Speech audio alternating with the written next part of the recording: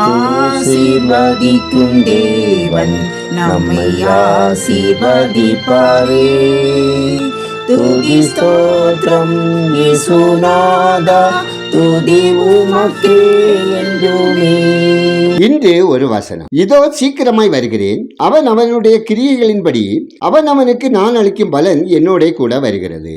வெளிப்படுத்தல் 22:12. அன்புக்குரியவர்களே, இயேசு கிறிஸ்துவின் 2ஆம் வருகையை பற்றி நினைக்காத ஒரு மந்த நிலை ஆன்மீக வட்டாரங்கள் காணப்படுகின்றது.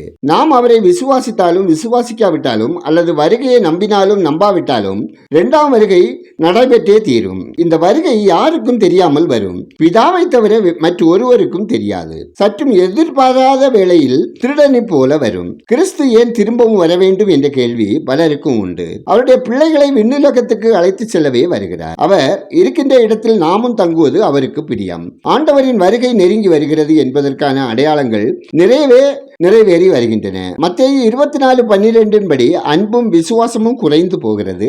மேலும் விசுவாச துரோகமும் உபதேசங்களும் விரைவாக பரவுவதை காண்கிறோம். கடைசி நாட்களில் மாம்சமான யாவர் மேலும் என் ஆவியை ஊற்றுவேன் என்ற வசனத்தின்படி என்றுமில்லாத வேகத்தில் திருச்சபை வளர்ந்து கொண்டே இருக்கிறது. தினம் 75,000 பேர் திருச்சபையில் சேருகிறார்கள். ஆண்டவரின் வருகையை நாம் தைரியமாக எதிர்கொள்ள பரிசுத்தமாக வாழ்வோம். ஜெபத்தில் எப்பொழுதும் விழித்திருப்போம். நாம் ஜெபிப்போம். எங்கள் கண்மலையும் மீட்பருமாகிய கர்த்தாவே, ஆசீர்வதிக்கப்பட்டதான இந்த நாளுக்காய், இந்த நாளின் வசனத்துக்காய் நன்றி சொல்கிறோம். அப்பா, நீர் படைத்த இந்த பூமியில் இன்னும் ஒரு நாள் நாங்கள் வாழ்வதற்காக நீர் தந்த வாய்ப்பிற்காக நன்றி செலுத்துகிறோம். உமக்காகவே படைக்கப்பட்ட நாங்கள் இந்த நாள் முழுவதும் உமக்காக வாழ தேவரீர் உதவி செய்ய ஜெபிக்கிறோம். தகப்பனே, எந்த சூழ்நிலையிலும் மற்றவர்கள் மத்தியில் உமக்கு பிரியமானதை செய்து உம்மை மகிமைப்படுத்தி வாழ உதவி செய்யுங்க. கர்த்தாவே, எங்களுடைய ஆசைகளையும் விருப்பங்களையும் எதிர்பார்ப்புகளையும் நிறைவேற்றி வாழாமல் எங்கள் வாழ்வின் மேல் உள்ள உங்க ஆசைகளையும் விருப்பங்களையும் நிறைவேற்றும் விதமாக வாழ இரக்கம் செய்யுங்க.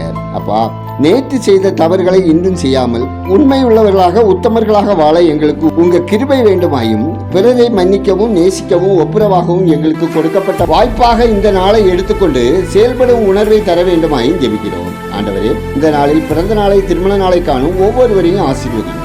கர்த்தாவே, உங்க அன்பு பிள்ளைகள் அனைவரும் உங்க வருகையில் சேர்த்துக் கொள்ளப்படத்தக்கதாக இந்த பூலோக வாழ்வில் தங்கள் ஆவி, ஆத்மா, சரீரம் பரிசுத்தமாக காத்துக்கொண்டு வாழ தேவ கிருபை வேண்டுமா ஜெபிக்கிறோம். கர்த்தாவே, அனுதின வாழ்வில் ஒவ்வொருவரும் பாவமில்லாத பரிசுத்தமான உமக்கு பிரியமான உம்மால் ஆசீர்வதிக்கப்பட்ட வாழ்க்கை வாழவும் நன்மை செய்து தேவனை மகிமைப்படுத்தவும் உங்க அனுகூலம் வேண்டுமாய் ஜெபிக்கிறோம். அப்பா, ஒவ்வொருவரின் தொழில், வேலை, வியாபாரம், விவசாயம் ஆசீர்வதிக்கப்படவும், பாடுகள், கஷ்டங்கள், வியாதிகள், வறுமைகள், பிரிவினைகள், இழப்புகள் மத்தியில் மனச்சோர்வோடு வாழும் ஒவ்வொருவரும் தேவ கரத்தால் ஆற்றி தேற்றியப்படவும், ஆறுதல் அடையவும், ஆரோக்கியம் பெறவும், ஆசீர்வதிக்கப்படவும் ஜெபிக்கிறோம். எங்கள் தேசம் இரட்சகரை சேவிக்கவும், கர்த்தரை அறிவில் வளரவும் வழி நடத்துங்க. எங்கள் விண்ணப்பத்தை அங்கீகரித்ததற்காய் நன்றி சொல்கிறோம். துதிக நன்மையை உமக்கே செலுத்துகிறோம். இயேசுவின் நாமத்தில் ஜெபிக்கிறோம். எங்கள் ஜெபங்களும் நல்ல பிதாவே, ஆமென்.